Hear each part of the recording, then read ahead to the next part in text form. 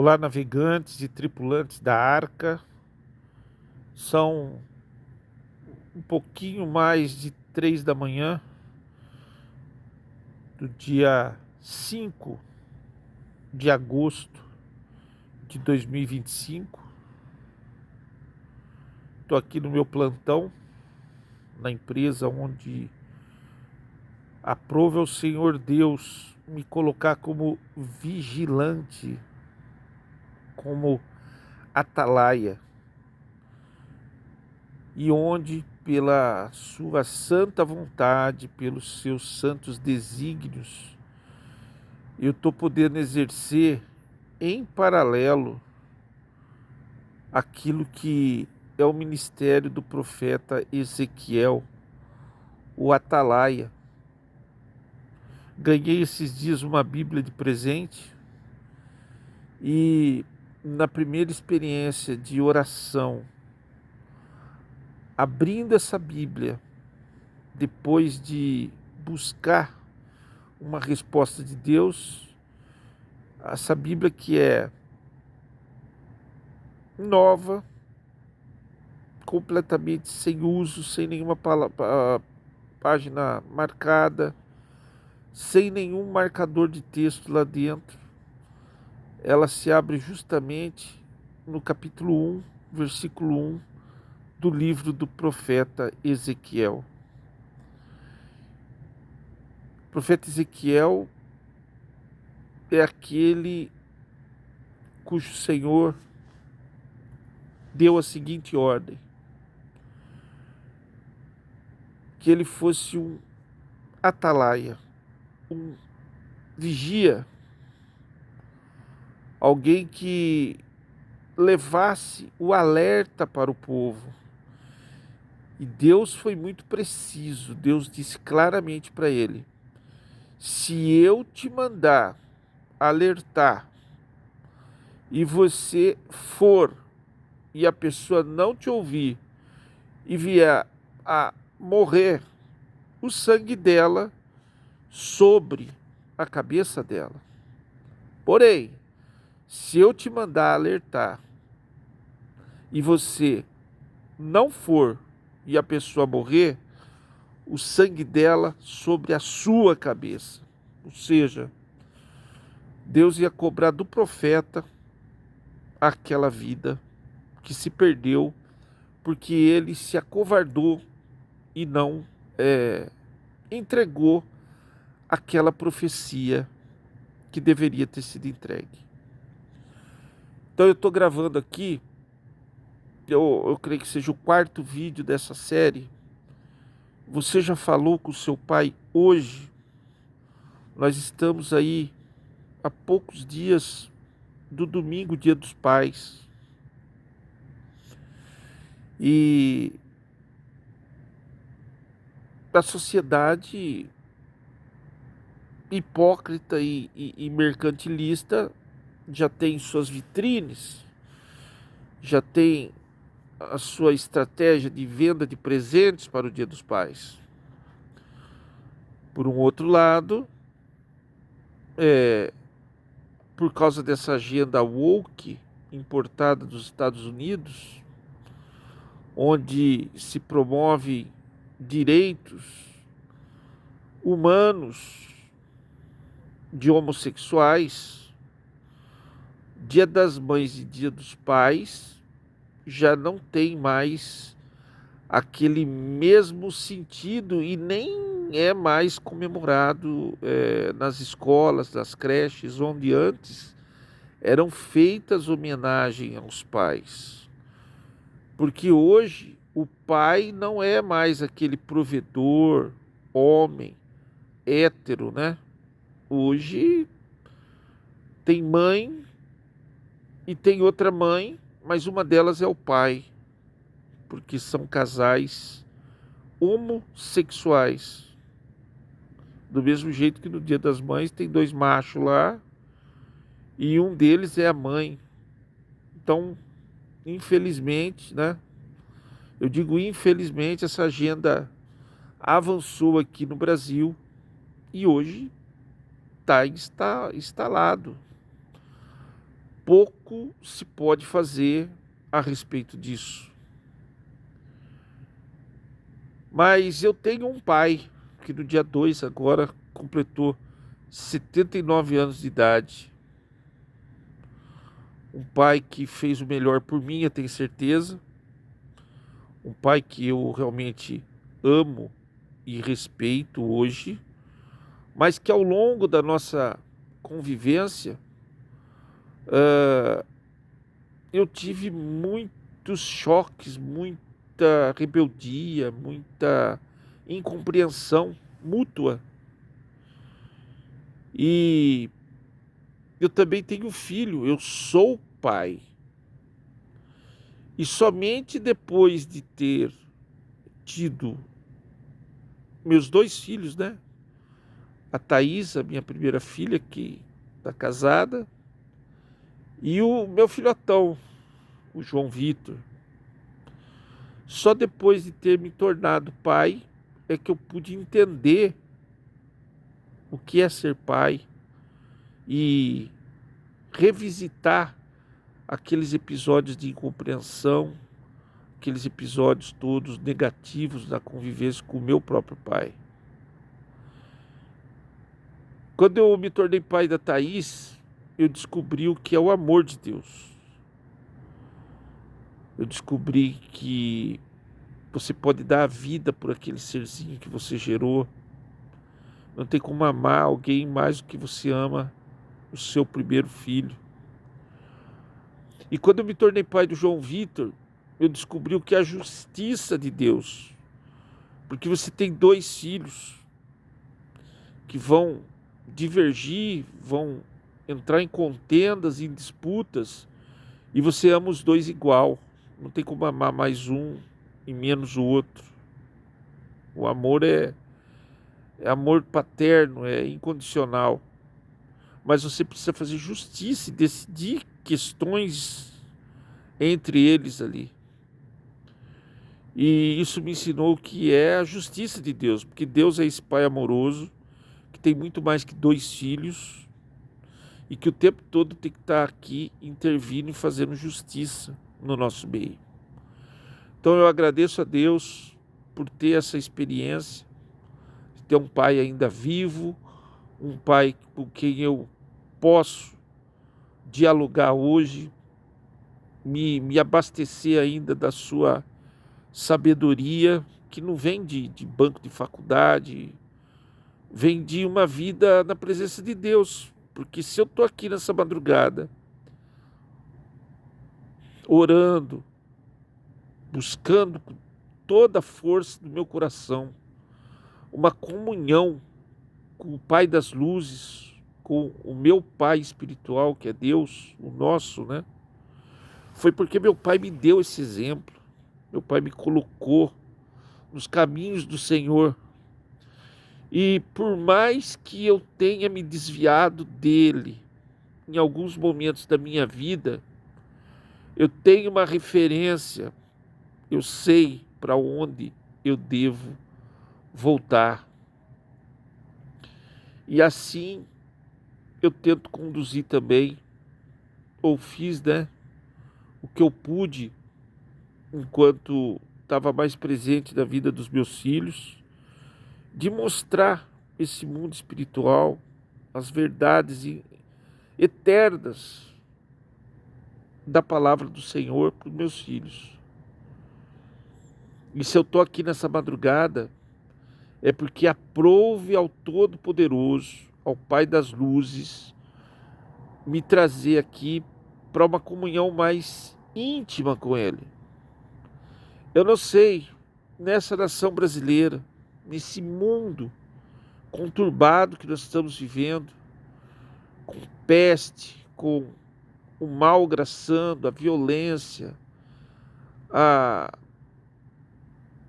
guerras e ameaças de guerra. Eu não sei quantas pessoas ainda buscam a Deus pelas madrugadas, como eu estou tendo a oportunidade de fazer agora. E digo isso não para me engrandecer, eu digo isso até com uma nota de vergonha, de de culpa, de remorso, porque eu estou sentadinho aqui e estou ganhando dinheiro enquanto eu também faço isso. Porque a minha função aqui, em primeiro lugar, é de ser o vigilante de uma empresa. Então eu estou recebendo salário para passar 12 horas acordado. Mas eu posso conciliar a minha vigília material com essa vigília que é espiritual. Porque é daqui que vem a minha proteção, é daqui que vem a minha defesa, é dessa comunhão com Deus, a certeza de que nada pode me atingir, nada pode me tocar enquanto eu estiver debaixo das asas do Senhor. Então eu estou trazendo vocês aqui para mais esse vídeo. Você já falou com o seu pai hoje? Seu pai aqui na terra, fala com ele enquanto você pode, porque terrível coisa é a morte separar pai e filho e você só ter ali um endereço numa ruazinha do cemitério municipal, um túmulo para ir levar flores e talvez se arrepender de toda a palavra que você não disse, de todo pedido de perdão que você não fez. Eu, graças a Deus, eu posso dizer que esse remorso, essa culpa, eu não vou carregar.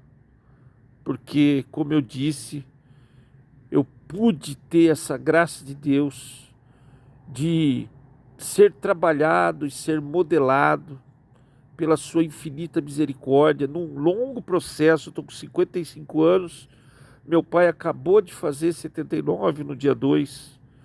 Então foram décadas de aprendizado, de aperfeiçoamento, onde hoje eu entendo qual é a minha postura em relação ao meu pai.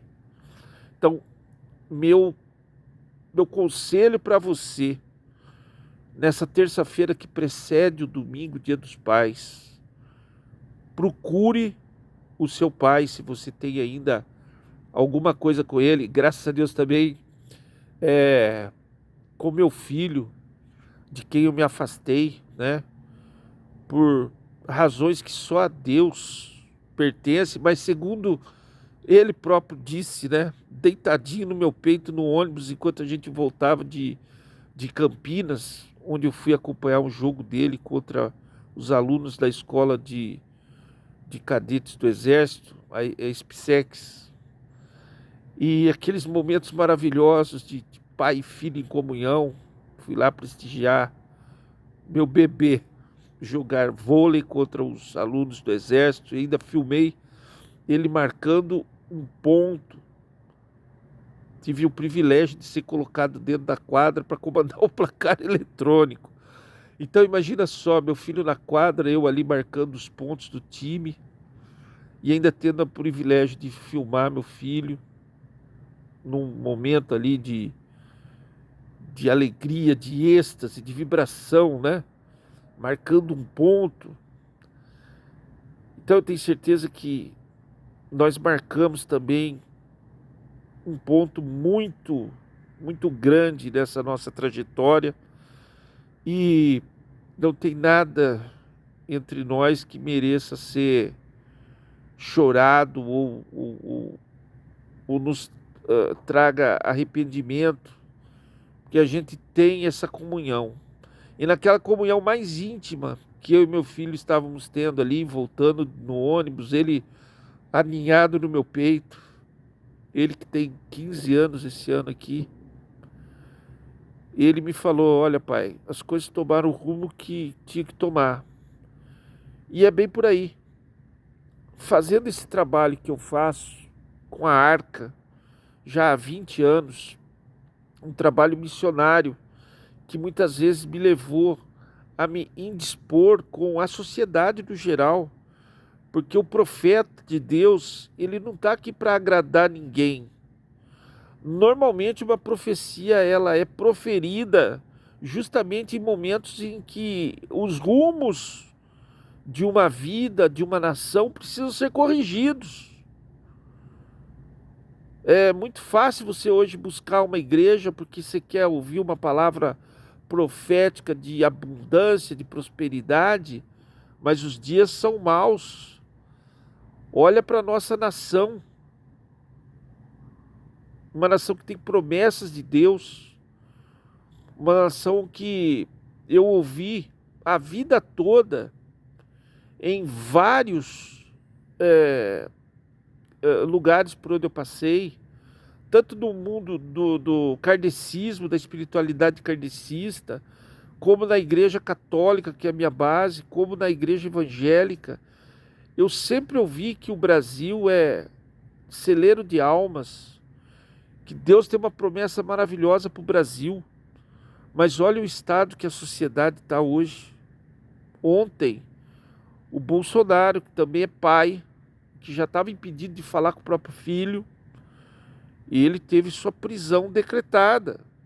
E eu, como profeta de Deus, publiquei aí um vídeo, compartilhei com vários grupos, que se cumpriu minha profecia de 2023, onde eu, que já estive por diversas vezes com o Bolsonaro em Brasília, desde a primeira viagem em 2014, 16, 18, atendi os apelos dele para o 31 de março lá em Brasília, fui até lá. O 2022, os 200 anos da Esquadra, os 200 anos da República lá em Copacabana, fui até lá. Eu que tenho no Bolsonaro a figura de um líder, que é o que nós temos para hoje, mas um homem que de repente tem lá os seus erros. E eu fiz duras críticas à postura do Bolsonaro. E no meio que a gente vive, essa sociedade que tem essa tendência de time de futebol, né? Palmeiras e Corinthians, sabe aquela coisa? Fla-flu, ou é 880, as pessoas são movidas por paixões, às vezes até irracionais. Não se pode fazer uma crítica, mesmo que ela seja construtiva. Quem já ouviu falar ou já presenciou num time de futebol, que nem, por exemplo, aqui na minha cidade, né, tem um time aqui, União São João de Araras. Às vezes esse time jogou com grandes times da capital, com o São Paulo, com o Corinthians, com o Palmeiras, e é comum o torcedor desse grande time que está aqui em Araras ir se misturar com a torcida que vem da capital, torcida organizada, Mancha Verde, Gaviões da Fiel, Independente, e vai o torcedorzinho daqui do interior sentar lá no meio da torcida e de repente uma bobagem qualquer que um jogador do seu próprio time faz e ele vai criticar. Ele apanha da torcida, porque para a torcida organizada é o tempo todo ali empurrando o time e não se admite que ninguém critique. Não existe crítica positiva. Fez crítica, o cara já fala, pô, tem o cara do outro time aqui no meio e baixa o cacete nele. E assim tá na nossa política, polarização.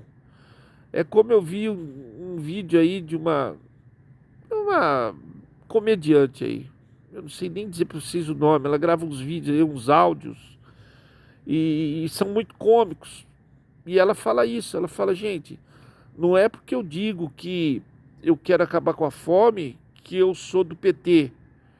E não é porque eu digo que eu quero acabar com a corrupção que eu sou bolsonarista, né? Então, esse ajuste fino, essas camadas que a gente tem que ter para analisar uma pessoa, um político, é que falta, no geral. Então, a gente recebe críticas e isso já é ruim quando você está sozinho. Agora, se você tem, como o Bolsonaro, preocupação com duas ex-mulheres, filhos de vários casamentos, Laurinha e mais não sei o quê, o cara se torna vidraça e não pedra. Nós precisamos de um líder aqui que seja pedra, que não tenha ponta solta, não tenha brecha na armadura. Agora o cara quer jogar nas quatro linhas, com porcos no chiqueiro que não respeitam nem o campo, não tem nem limite de campo. É um chiqueiro a política aqui no Brasil, a administração pública no Brasil. E o cara quer entrar lá cheio de ponta solta, de brecha, querendo controlar a vida de um monte de gente que está da família dele, com medo de que fulano vai ser preso, deixando de tomar uma atitude porque o filho pode sofrer consequência. É a velha tática da política hoje. Por que vocês acham que tantas decisões deixam de ser tomadas no Congresso por nosso representante? Por esse motivo, porque todo mundo tem o rabo preso lá. E basta alguém se levantar e fazer alguma coisa que desagrade o poder, para que esse poder lembre eles: olha, eu vou pôr um processo seu para julgar. Então é isso, gente. Às vezes a gente faz críticas, voltando tudo para o começo. Às vezes a gente se coloca numa missão profética que Deus nos deu. Às vezes isso traz grandes perigos, grandes indisposições para as nossas vidas. Eu, no meu caso, eu não pedi para ter esse ministério, mas Deus me botou para exortar o povo brasileiro. Coloquei aí para vocês a questão do homossexualismo na nossa sociedade. Uma outra profecia minha que foi estampada do jornal de maior circulação da minha cidade, lá em 2008, eu disse que o Brasil sofreria a maior tragédia natural justamente por causa disso. E o que aconteceu 14 anos depois? Lá em 29 de abril do ano passado, o estado do Rio Grande do Sul simplesmente desapareceu. Um ato divino. Deus punindo um estado pretensioso que queria se separar do Brasil, República dos Pampas. Além de pretensioso, preconceituoso, que acha que nós não temos o sangue puro dos Pampas, lá dos gaúchos, que nós somos menos do que ele. Povo arrogante, governado por um homossexual que tem um primeiro damo. Olha que coincidência, né? Dos 27 entes federativos do Brasil, o único estado que é governado por um homossexual sofre esse verdadeiro ato divino, porque não tem outro nome para aquele dilúvio. O estado acabou. E o estado onde tem o menor número de cristãos no Brasil, um estado que tem mais centro de satanismo, umbanda e candomblé, religiões de matriz africana, que sacrificam animais. O Rio Grande do Sul foi o primeiro estado a ter garantido pelo STF o direito de sacrificar animais em rituais religiosos. E o interessante é que esse sacrifício de animais, não é com anestesia, porque a entidade que se beneficia daquele sangue derramado, daquele sacrifício, ela se alimenta não do sangue, mas da energia que o terror daquele animal submetido à tortura, submetido ao sacrifício, vai gerar. São vibrações sutis do mundo espiritual. Não tem muito a ver com sangue. E olha só, é o único estado que tem uma lei estadual reconhecida pelo STF para sacrifício de animais em rituais. E mais, quando você quer reatar com amor, quando você quer ter prosperidade aí na sua empresa, você leva um gato e um cachorro. Agora você acha que quem quer algo maior, como uma cadeira no Senado, uma cadeira na Câmara dos Deputados, uma cadeira de governador, né? Quando alguém quer alguma coisa maior do que isso, você acha que a entidade aceita apenas gato e cachorro e cabra? Um estado que em 2010 teve o caso de 2 crianças esquartejadas no ritual satânico. E o próprio delegado que investigou e encontrou isso, hoje ele está preso, hoje ele é o réu. Ele que estava errado. Então é isso, gente. Deus, ele é Pai. E já partindo para o final dessa mensagem, né?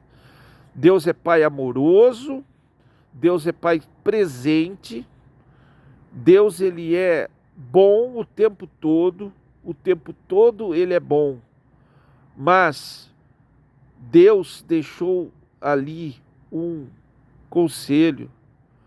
O pai que poupa a varinha, ele não ama seu filho.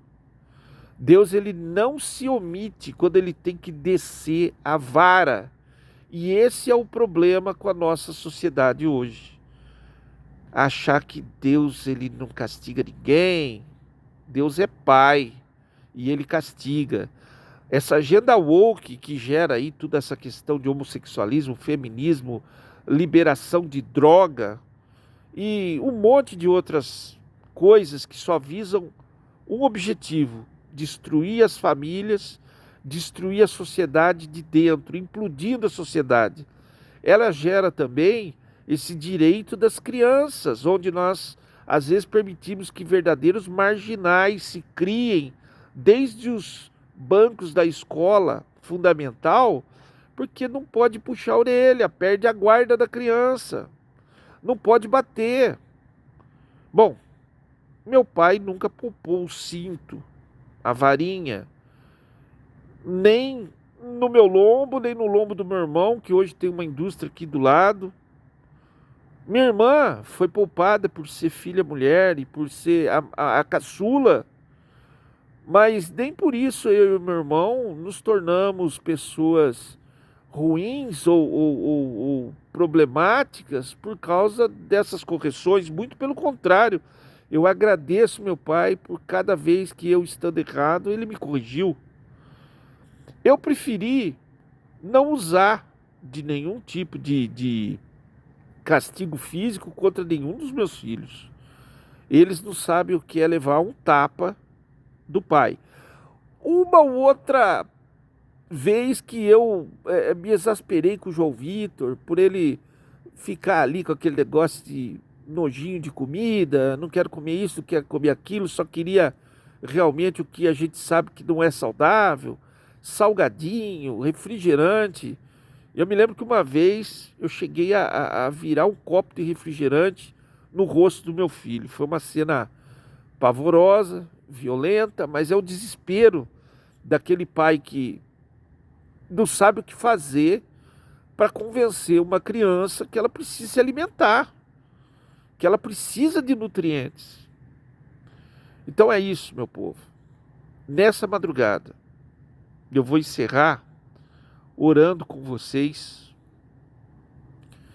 e apresentando a situação de hoje, porque assim diz o Senhor: o clamor dos justos dessa nação subiu até ele.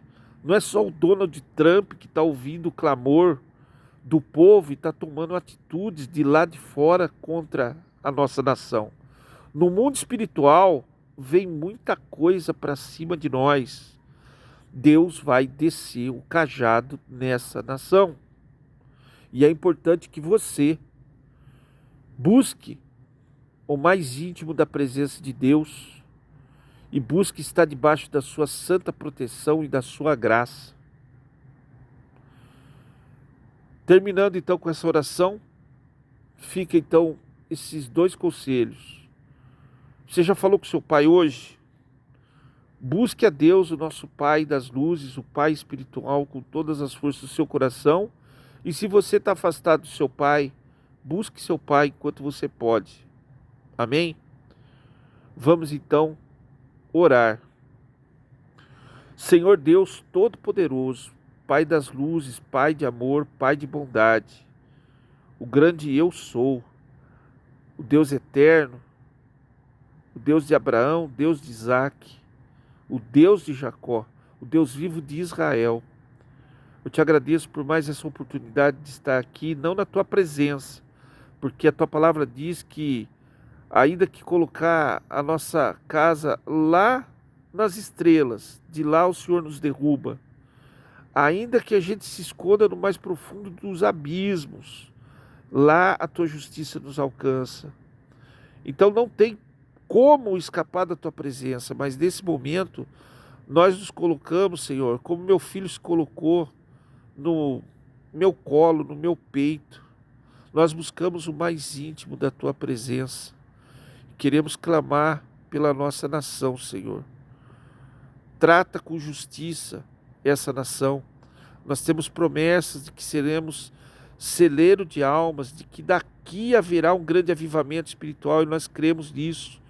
Os dias são maus, estão passando cada vez mais rápido, porque a tua palavra diz que se os dias não fossem abreviados, nem os justos escapariam. E nós te agradecemos porque tudo está se cumprindo. Tua santa palavra, ela não deixa de se cumprir. E nós te pedimos nesse momento, Senhor, proteção, proteção espiritual, sabedoria, sabedoria para esclarecer as pessoas, sabedoria para agir em sociedade, cada um na sua área, na política, no direito, na segurança pública, nos vários ministérios religiosos que estão na face da terra, nas famílias, Senhor. Quantas famílias ainda estão em pé nessa sociedade onde tantos divórcios, tantas separações, tantos filhos que não conhecem ainda o próprio pai, mães solteiras. Senhor Deus, quantos lares ainda estão de pé? Põe teus anjos e abençoa estes lares, Pai. Fortalece a figura do varão, do atalaia, do provedor, que é o pai de família. Nos ajuda a resgatar, Senhor, os valores que estão sendo perdidos. E desde já, confiantes destas promessas que o Senhor tem para a nossa nação, eu te agradeço e te peço, abençoa esse modesto projeto, Pai, que o Senhor me deu. Abençoa a Arca, a Aliança Resiliência Cristã, aqui de Araras, que tem os seus membros aí nos estados de Minas Gerais, Rio de Janeiro. Me ajuda a conduzir essas pessoas que dedicam o seu tempo e confiam no trabalho que eu tenho feito. Me fortalece, me protege, para a honra e glória do teu santo nome. Deus abençoe a todos vocês que viram esse vídeo até aqui. E até a próxima vigília. Você já falou com o seu pai hoje?